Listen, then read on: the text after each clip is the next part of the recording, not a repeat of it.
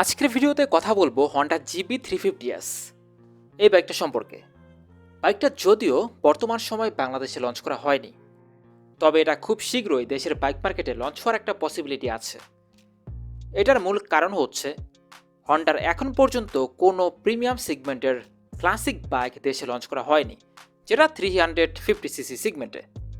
আর এই বাইকটা যখন বাংলাদেশে লঞ্চ করা হবে, এটা হতে পারে রয়্যাল এনফিল্ড বাইকগুলোর জন্য একটা কিলার বাইক।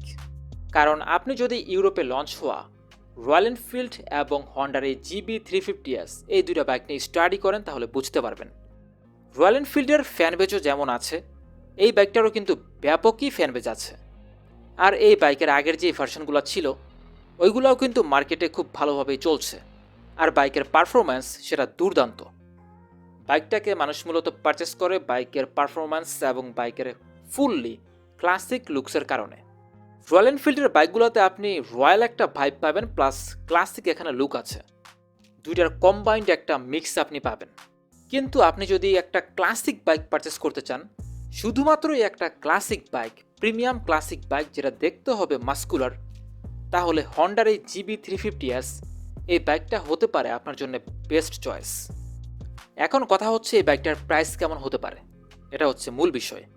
হন্ডার আমরা দেখতে পেয়েছি কমিউটার বাইকগুলোর প্রাইস ঠিকই আছে, কিন্তু প্রিমিয়াম সেগমেন্টের যেসব স্পোর্টস বাইকগুলো, নেকেড স্পোর্টস বাইক, প্রত্যেকটা বাইকের প্রাইস কিন্তু হয় অনেক বেশি।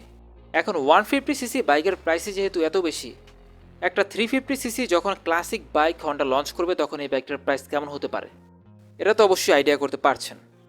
হন্ডা যদি রয়্যাল এনফিল্ডের তুলনায় বাইকের প্রাইসটাকে অনেক বাড়িয়ে দেয়, তাহলে এই বাইকটা একেবারে শিওরভাবে বলা যায় বাংলাদেশের বাইক মার্কেটে ফ্লপ করবে।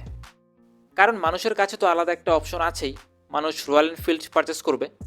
আর আরেকটা বিষয় হচ্ছে ইউরোপিয়ান বাইক মার্কেটে বাইকটা খুব ভালোভাবে চলছে, কারণ ওইখানে ক্লাসিক বাইকের চাহিদা অনেক বেশি। যেই বাইকে ক্লাসিক ইকুইপমেন্ট যত বেশি, ওই বাইকটার চাহিদা ইউরোপে বেশি থাকে। ইউরোপ, আমেরিকা, আপনি যেই দেশগুলোই বলেন, ওইসব দেশগুলোতে ক্লাসিক বাইকগুলো মানুষ একটু বেশি পছন্দ করে। কিন্তু আমাদের দেশের প্রেক্ষাপটে, আমাদের দেশ ইন্ডিয়া, এইসব দেশগুলোতে মানুষ ক্লাসিক বাইক পছন্দ করে ঠিক আছে, কিন্তু নেকেড স্পোর্টস বাইক ওইগুলো মানুষ একটু বেশি পছন্দ করে। আর ক্লাসিক বাইকগুলো বলতে, ক্লাসিক বাইকগুলোর ভিতরে মানুষ পছন্দ করে হচ্ছে রয়্যাল এনফিল্ড। রয়্যাল এনফিল্ডটা পছন্দ করার কারণ এই বাইকের ওই ইতিহাস, প্লাস হচ্ছে এই বাইকের রয়্যাল একটা ভাইবস আসে বাইকটাকে যখন মানুষ চালায়, তখন মানে যখন রাইড করে তখন। তারপরেও হন্ডার GB350S যখন লঞ্চ করা হবে, ওই বাইকটাও দেশের বাইক মার্কেটে চলার একটা পসিবিলিটি আছে, যদি প্রাইস রেঞ্জ হয় রয়্যাল এনফিল্ড ক্লাসিক 350 এটার কাছাকাছি বা এর থেকে কিছুটা কম। তখন বাইকটা রয়্যাল এনফিল্ডের সাথে একটা খুব ভালোভাবে টক্কর দিতে পারবে আমি আশা করছি। রয়্যাল এনফিল্ড বাইকগুলোকে কিন্তু আমরা পছন্দ করছি বাইকের ইতিহাস প্লাস বাইকটাকে অনেক দিন যাবৎ ভিডিওতে দেখতে দেখতে। অন্যদিকে GB350S এই বাইকেরও ইউটিউবে অনেক পজিটিভ রিভিউ আছে, যেটা ইউরোপিয়ান রিভিউ, আমেরিকান, অস্ট্রেলিয়ান, আপনি যেই দেশেরই দেখেন না কেন, প্রত্যেকটা দেশের মানুষই এই বাইকটা নিয়ে বেশ ভালোই পজিটিভ রিভিউ দিয়েছে। আর এই বাইকটাকে মানুষ পছন্দও করছে। এখন অনেকের পছন্দ হচ্ছে, এটা দেখা দেখি আমাদেরও পছন্দ হতে পারে, সম্ভাবনা আছে। এই জন্য বলছি যে এই বাইকটা যখন লঞ্চ করা হবে, এই বাইকটাও চলতে পারে, এটা সম্ভাবনা অবশ্যই আছে।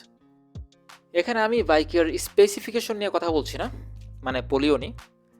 এখানে আমি কথা বলেছি বাইকটা বাংলাদেশে লঞ্চ করা হলে বাইকের প্রাইসের কেমন হতে পারে, প্রাইসের অবস্থা, প্লাস মানুষ বাইকটাকে কিভাবে নিবে, কিভাবে গ্রহণ করবে। যাই হোক, এটাই ছিল বাইকটা সম্পর্কিত আজকের ভিডিওটা কেমন লাগলো জানাবেন ভিডিওর কমেন্ট বক্সে। আল্লাহ হাফেজ।